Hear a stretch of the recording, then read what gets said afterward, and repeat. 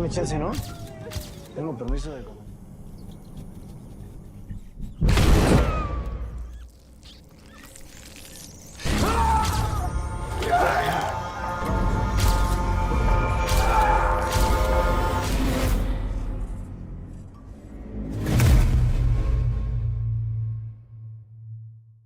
Beginning of the movie, we see Santiago, a tabloid crime photographer, taking photos at a crime scene where a young girl has been run over by a valet in front of a restaurant.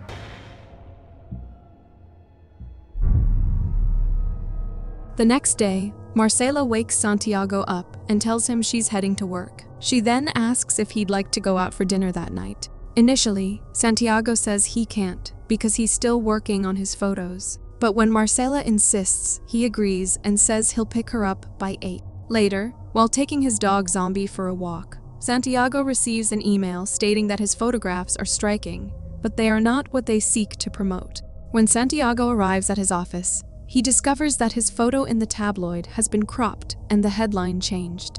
His boss explains that nobody cares about the aesthetics of the photos, as long as it's clear the subjects are dead. Santiago questions why his photos can't be printed as he submitted them, to which his boss acknowledges his good eye, but emphasizes the tabloid's priorities. Santiago shares that he was rejected by another gallery, to which his boss encourages him to keep submitting his photos and promises to personally arrange an exhibition for him. Later that evening, Santiago goes to pick Marcela up for dinner, but he gets a call regarding a special case. When he informs Marcela that he must go, she becomes distressed. Upon his explanation that it concerns his job, Marcela discloses her pregnancy to him, but Santiago's response indicates his reluctance to have the child. Santiago arrives at the crime scene, but Officer Lupe informs him that he's late and that the examiner is on the verge of arriving, so he can't enter the premises. Santiago returns in front of her, but he sneaks into the building through the window. Inside, Santiago encounters an officer named Katoche, who tries to stop him from getting too close to the body. However, Santiago persists in taking photos and even offers Katoche a bribe. Katoche then shares with Santiago that when they arrived at the scene, rats were eating the dead body, indicating that the victim had likely been dead for a few days. The housekeeper who found him mentioned that he went mad and fired all his security team. Additionally, the fuse box was busted, so the security cameras were not working at the time. After this, Santiago starts taking photographs of the dead body from close range, but to their shock, suddenly, he regains consciousness and pleads with them to kill him. Now on his way back to his car, Santiago feels as if someone is following him. The streetlights begin to flicker ominously, and suddenly someone knocks him down from behind. After a while, when he regains consciousness, Santiago discovers that his cameras are missing, but fortunately, he has taken out the memory card. Next, we see Santiago at his house, editing the photos he took earlier. However, he notices that Zombie is behaving strangely and disturbing him, so he decides to leave Zombie out of the room. Later, while he is sleeping, Santiago has a dream in which he sees himself and many other photographers taking photos of his own body, and he realizes that he is dead. He then finds himself in a post-mortem room, where doctors are stitching his eyes and mouth closed. Suddenly, he wakes up from sleep, startled, to find Zombie barking at him.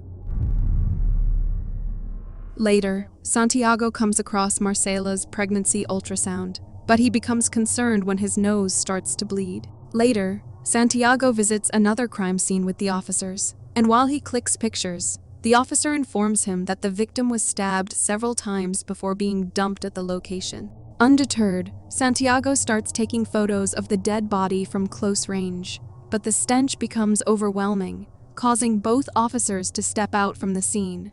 As they leave, Santiago notices that he is not getting even the slightest smell, but he ignores it and continues clicking photos. Suddenly, the corpse wakes up and moves toward him, pulling out his tongue with its teeth. But the next moment, we see that Santiago has suffered a seizure, and the dead body remains in its place. The next day, while drinking coffee, Santiago notices that he can't even taste it. Later, he visits the hospital for a checkup, where the doctor informs him that the CT scan and MRI appear perfect, and the ENT specialist didn't find anything in the nasal cavity. He didn't even test positive for any virus, so there aren't any physiological causes for the seizure or the loss of smell and taste. However, some patients experience stress somatization and lose control over certain bodily functions.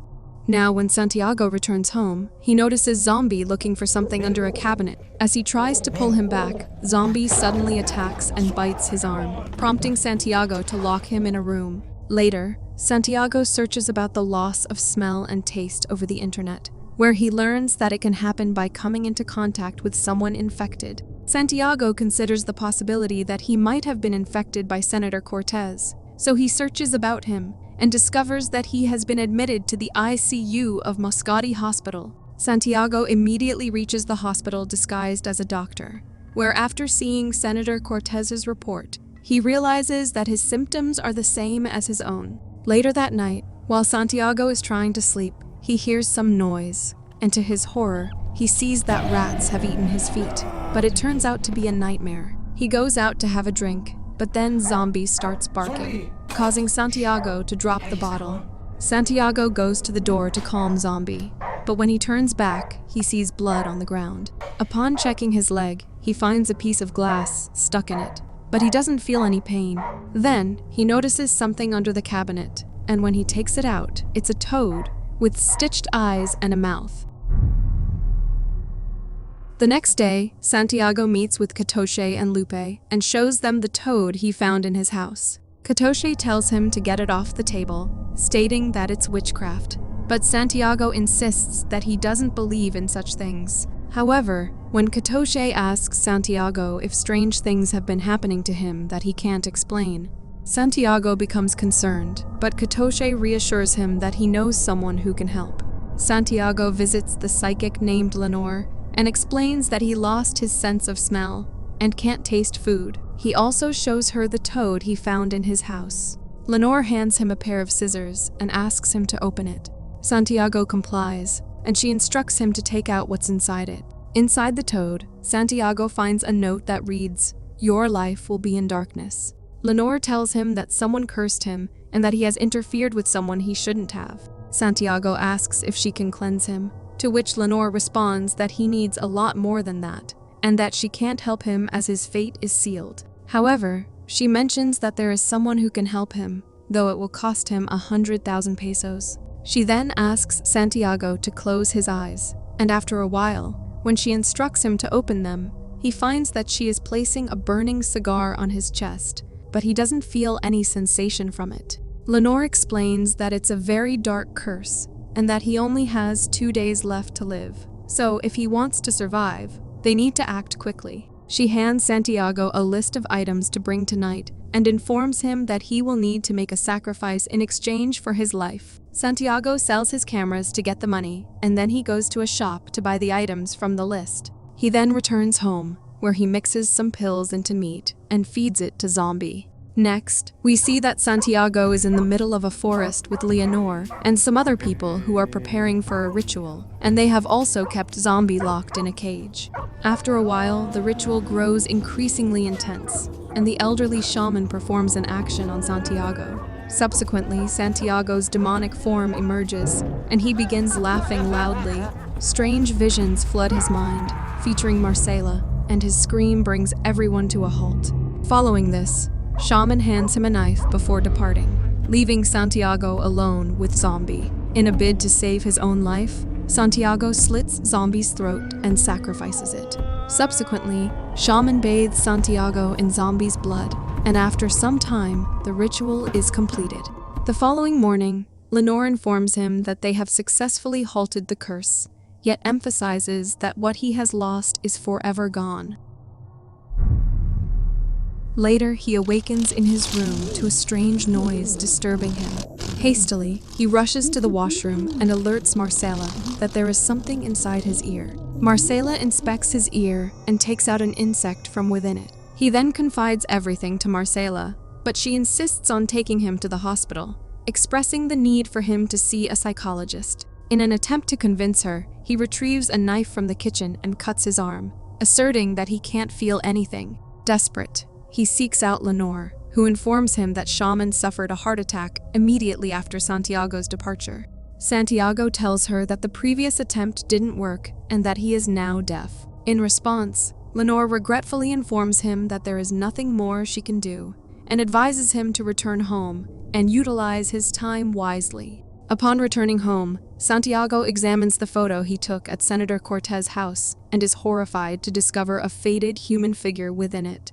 Driven by curiosity and alarm, Santiago secretly enters Senator Cortez's house to conduct an investigation, and to his shock, he finds a similar toad there. He then meets the officers and shows them the photo, who are also shocked because when they searched the place, there was no one there. Santiago asks them to help him find out who that man is, but they decline, citing their reluctance to meet the same fate as him.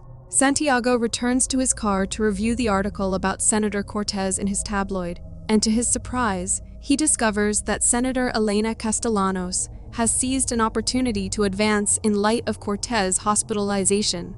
Curious about Castellanos' background, he searches online for information about her connection to witchcraft, and his findings reveal that Castellanos has allegedly leveraged witchcraft and the occult to propel her political career forward. He then meets with Senator Elena's former driver and shows him the photo, inquiring if he knows the man. The driver warns him that he is messing with the devil himself. However, when Santiago says he needs to find that man, the driver tells him that he will send him the address, but he never should have taken that photo.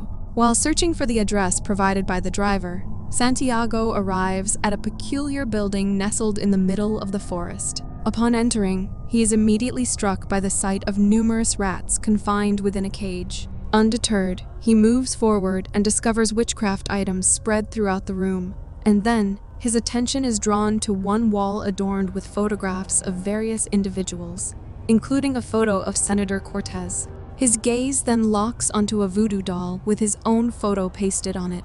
As Santiago ventures to the other side of the building, he is stricken with horror upon witnessing a naked man engaged in a sinister witchcraft ritual some distance away. As the mysterious figure turns toward Santiago, the goats within the building begin to bleat in terror. Startled, Santiago quickly glances back, only to find that the man has vanished without a trace. However, suddenly he blows something at Santiago, causing him to fall unconscious. After a while, Santiago awakens to find his vision blurred, and to his shock, the man from the ritual is standing right in front of him. He also realizes that he is paralyzed, unable to move. Desperate, he pleads with the man to release him from this paralysis, and he will do anything he wants. The man demands that Santiago surrender his offspring to him, promising to return everything he has taken in exchange. Initially hesitant, Santiago refuses the offer. However, the mysterious man insists, offering a portion and warning Santiago to comply before he vanishes. The man then disappears from there, leaving Santiago alone, who then begins to hear unsettling and eerie noises, filling him with dread.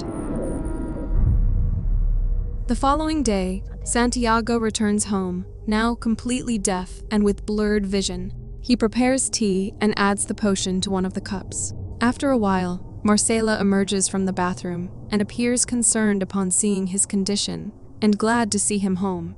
As she reaches for the cup of tea, intending to drink it, Santiago throws it away and the movie ends. Thanks for facing the frights with us. If you survived this video, drop a like, summon that subscribe button, and brace yourself for more horror. Until next time, stay spooked.